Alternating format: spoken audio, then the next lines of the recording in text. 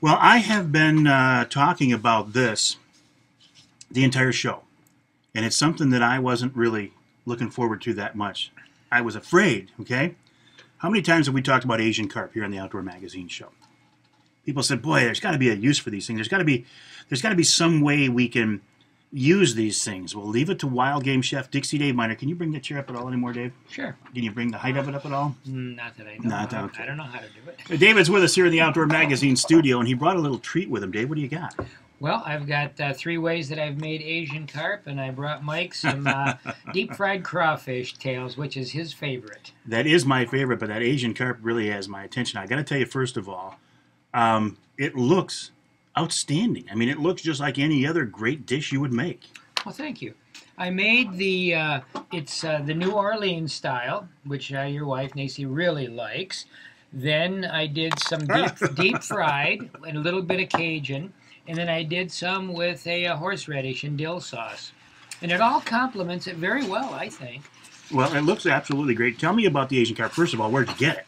Oh, I did some finagling. It came from Indiana through my fish company. How did you, when you first worked with the fish, what were they like? Did they compare to anything else you've cooked in the past? Not really. They're not a very attractive fish, to say the least. I'm sure you've seen them in pictures and things like that. So they're kind of ugly, actually, but they taste awfully good. They're bony, of course, like the gentleman a few weeks ago that you talked to said they had shore lunch and it was bony.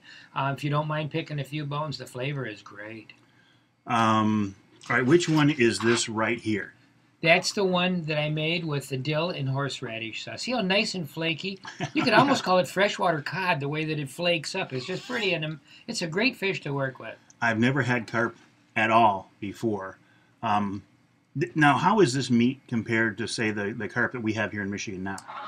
Oh, it's been a long time since I've had carp here in Michigan. This is a filter feeder, so it's an entirely different tasting and the way that the fish feeds. You know, that fish, it filters the algae and the plankton out of the water, whereas the carp that we have here in the Great Lakes is more of a bottom feeder. They eat grubs and larvae and roots and things of that nature.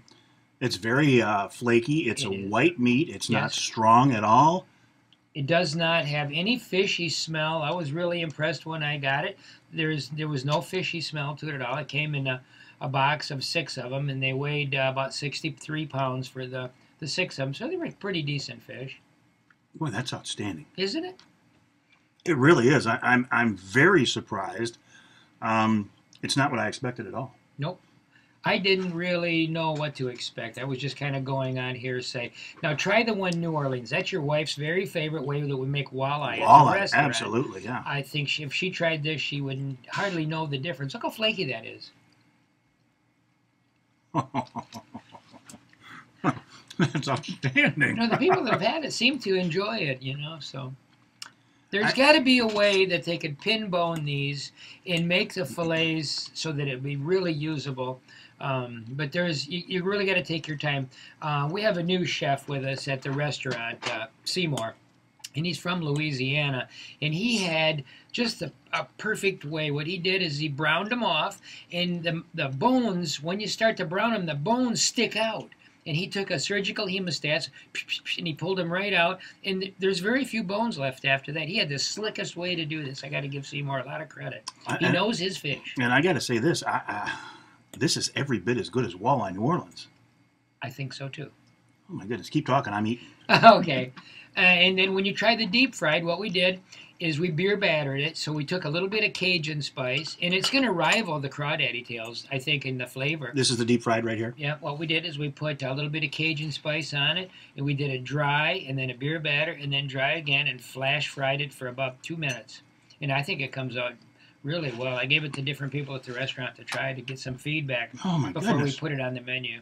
It's as good as walleye. Now, are you going to put Asian carp on the menu? It's been on the menu. Well, that's got to draw people in right there, just people curious to see what it tastes like. I would imagine so. We haven't really sold a lot of it, but while I was on my way here tonight, they called me from the restaurant. They said, oh, somebody else is having it. So, you know, well, I think I don't know how it's going to catch on a lot, but I think the novelty of people trying this, they're going to be impressed with just how nice the fish really is. I am actually very surprised. I did not know what to expect. This is every bit as good as walleye. Of course, as I've been saying throughout the show, you can take anything and cook it up and make it taste great. So, You I see mean, the dark meat, Mike? right here. Yeah. Right. That really, some fish, say like salmon, that dark meat is really fishy. I think if there's hardly any difference in between the lighter stuff in that. I was cringing when I put it in my mouth. I was afraid. It's excellent. Excellent. It is in the deep fry. Hang on, we got to take a break here on the Okay. Outdoor Magazine Okay. Show. More Asian carp live in the studio coming up right here in just a minute. Stay with us. With me in the studio, wild game chef extraordinaire Dixie Dave Miner, and he brought in a plate of different dishes, David, of Asian carp. I never would have thought it would be this good. Good.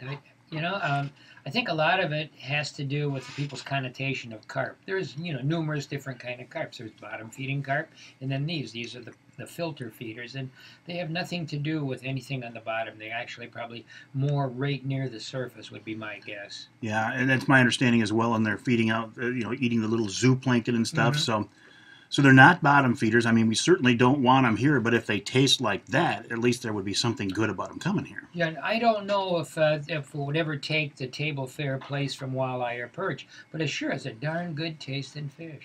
Now, I have to ask you, though, because with your skills and expertise, you honestly can take anything and make it taste good.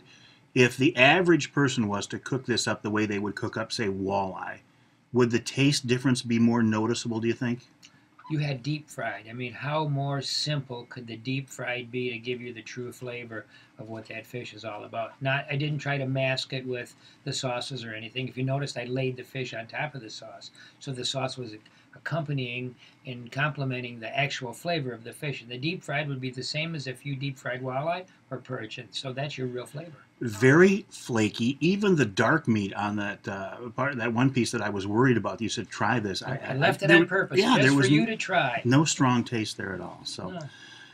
wow. Do you think there's a future then with serving Asian carp in restaurants here in Michigan?